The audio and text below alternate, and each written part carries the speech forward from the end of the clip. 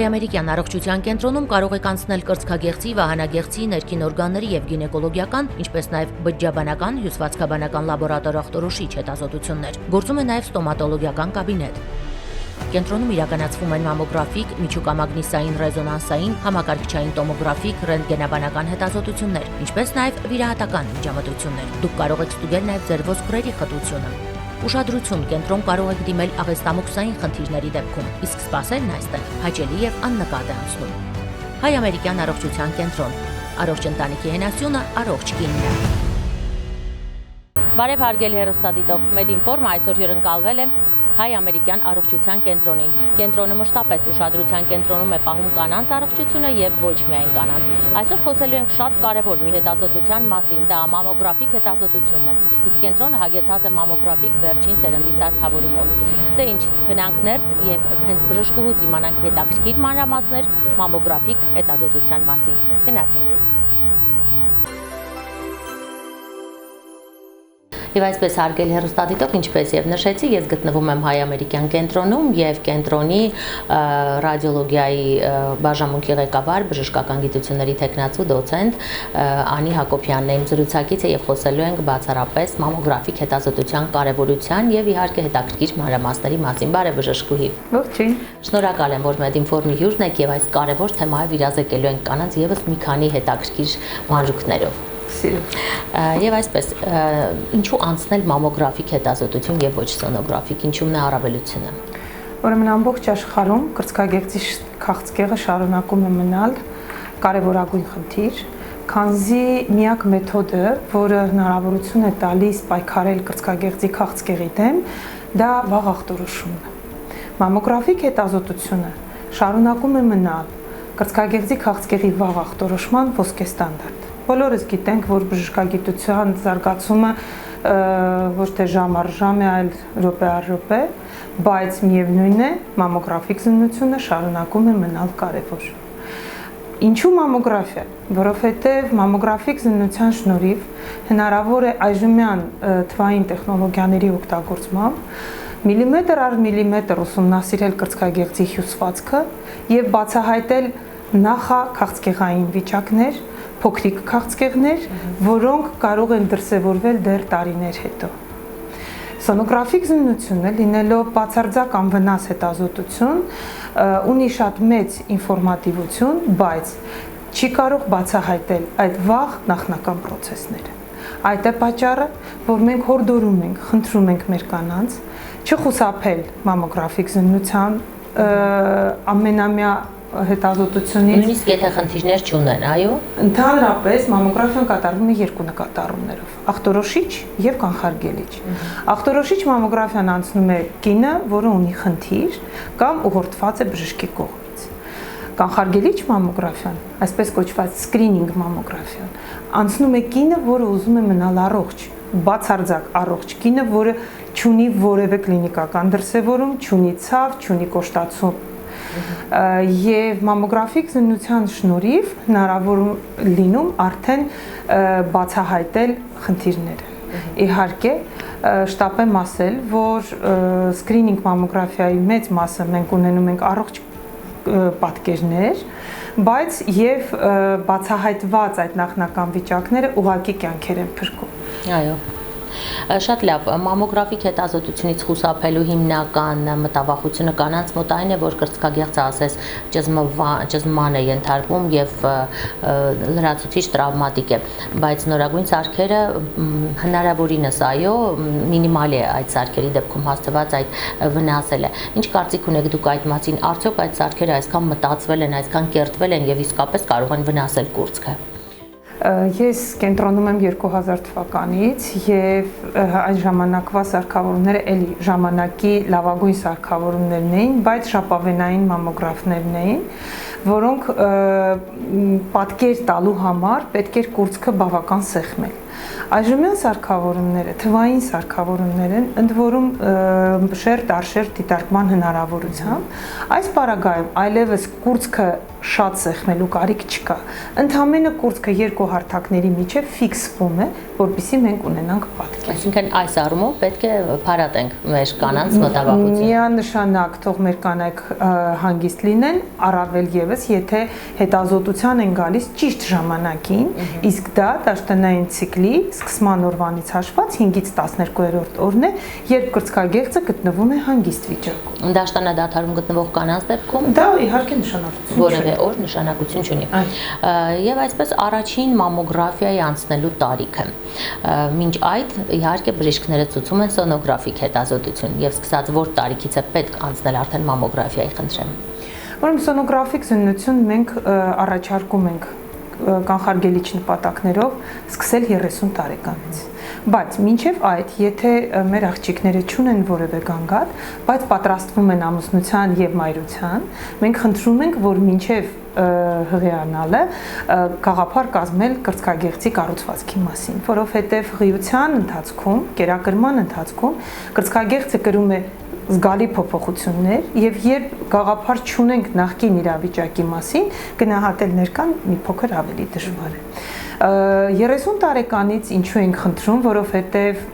հայկական իրականության մեջ ցավոք սրտի շատ են երիտասարդ քաղցկեղի դեպքերը։ Դրա համար ուղղակի 30 տարեկանից սկսած տարեկան սոնոգրաֆիկ զննությունը մեծ կարևորություն ունի եւ կարող է մեզ հնարավորություն տալ բացահայտելու երիտասարդ քաղցկեղի դեպքերը։ Մամոգրաֆիկ զննությունը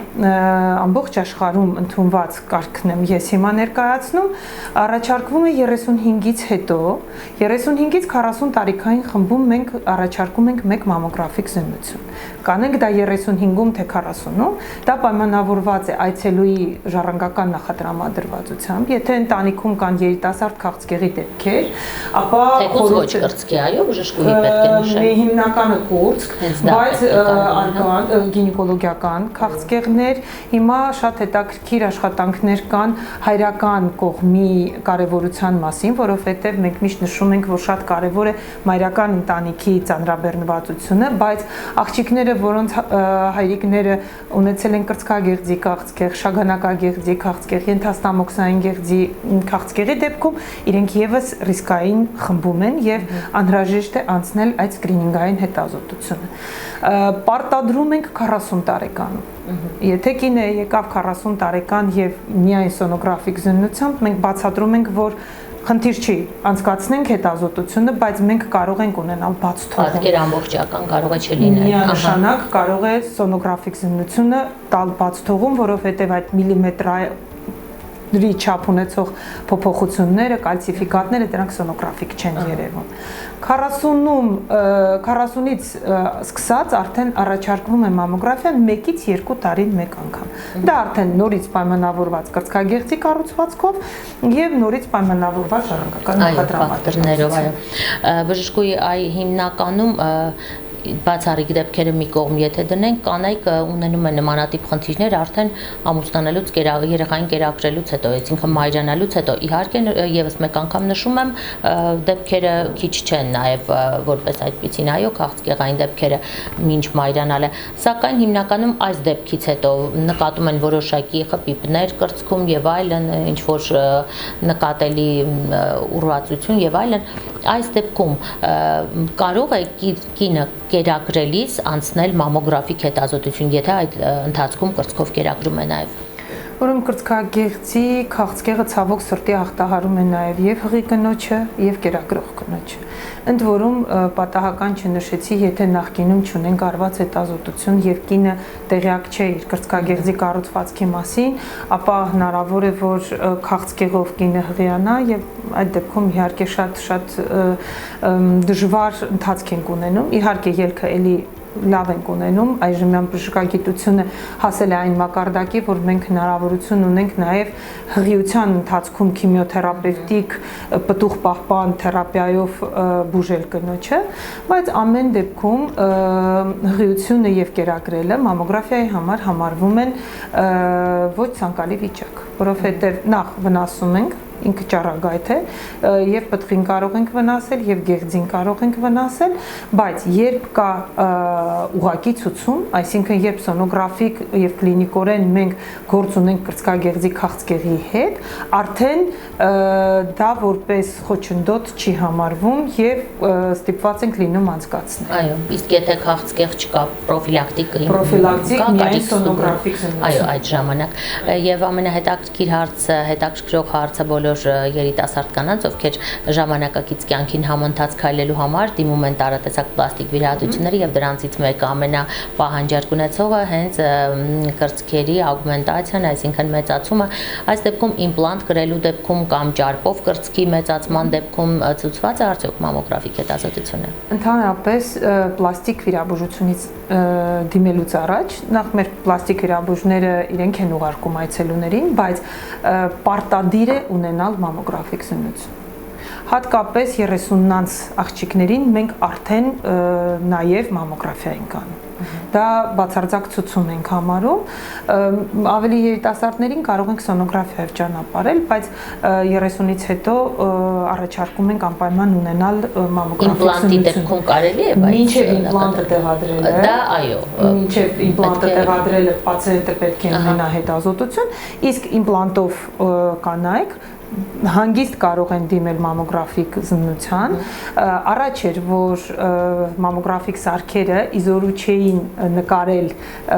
պլաստիկ վերափոխված կրծքագեղձը, որովհետև չունեին այդ հնարավորությունը, իսկ այժմյան թվային սարքավորումները հնարավորություն են տալիս բացարձակ հրաշալի պատկերներ ստանալ եւ անել նաեւ վաղ ախտորոշում սիլիկոնային կրծքերի դեպքում իմպլանտների դեպքում, այո։ Բժշկուհի, եւ վերջին հարցս, կա արդյոք որևէ սահմանափակում, որևէ լրացուցիչ կողմնակի հիվանդություններ, որոնց դեպքում կինը որքան էլ ցանկանա պետք չի անցնի մամոգրաֆիկ հետազոտություն եւ այդ հարակից հիվանդությունը կարող է խոչընդոտ հանդիսանալ։ Ընդհանրապես շատ բացառիկ դեպքերն են, որ չեն կարողանում մամոգրաֆիկ զննություն անցնել, օրինակ առնահոսող կրծքագեղձը, ցավոք սրտի մեր օրերում եւս մենք ունենք կանայք, որոնց մոտ կրծքագեղձի քաղցկեղը հասնում է այն աստիճանի, որ կուրծքը ամբողջությամբ վերքակալված եւ բաց վերք են ունենում։ Բնականաբար այդ դեպքում մամոգրաֆիկ զննություն անցկացնել տեխնիկապես հնարավոր չի։ Եվ կան ինչ-որ առանձնահատուկ հակացություններ չկան։ Հոգեկան հիվանդներ կարող են լինել, որ չենք կարողանում իրենց բացատրել, բայց հիմնականում բացարձակ հակացություններ չկան։ Ահա, եւ օգտվելով առիթից, քանի որ դուք բավականին սիրված եւ մեծ ճանաչում ունեցող ռադիոլոգ եք, կցանկանայի մեր կանանց ձեր հորդոր ուղեիք, ձեր խոսքը առավել քան տպավորիչ կլինի նրանց համար։ Դրանպես գեղեցիկ է կինը, երբ առողջ է։ Առողջ լինելու համար մենք պետք է ուղղակի պահպանենք մեր առողջությունը, իսկ պահպանել առողջությունը հնարավոր է հիվանդությունների վաղ ախտորոշմամբ։ Ցավոք սրտի բացարձակ առողջ մարդիկ չկան, եւ տարիքի հետ զուգահեռ մեծանում է հիվանդացության մակարդակը։ Ուստի, սիրելի կանայք, սիրեք ձեզ եւ գոնե տարեկան անցեք այն հստակ ցանկը, որը արկա է աշխարհում կանանց առողջ պահելու համար։ Շնորհակալ եմ Տիկին Հակոբյան այս հետաքրքիր եւ նաեւ դրական այսպես ուղերձելու, կոչ հղելու հետ մեկտեղ զրույցի համար։ Շնորհակալ եմ։ Ես եմ շնորհակալ։ Հայ-ամերիկյան առողջության կենտրոնը գրկաբաց կարող է ընդունել ձեզ եւ տեղի մասնագետներ, իդեմս նաեւ Անի Հակոբյանի պատրաստ են քննարկել ձեզ հետ ձեր առողջական վիճակը։ Եվս մեկ անգամ հիշեցնեմ, ես գտնվում եի Հայ-ամերիկյան առողջության կենտրոնում եւ կենտրոնի ռադիոլոգիայի ծառայության ղեկավար բժշկական գիտությունների տեխնացու դոցենտ Անի Հակոբյանն էր այսօր խոսում մամոգրաֆիկ հետազոտության մասին։ Առողջ եղեք, կհանդիպենք։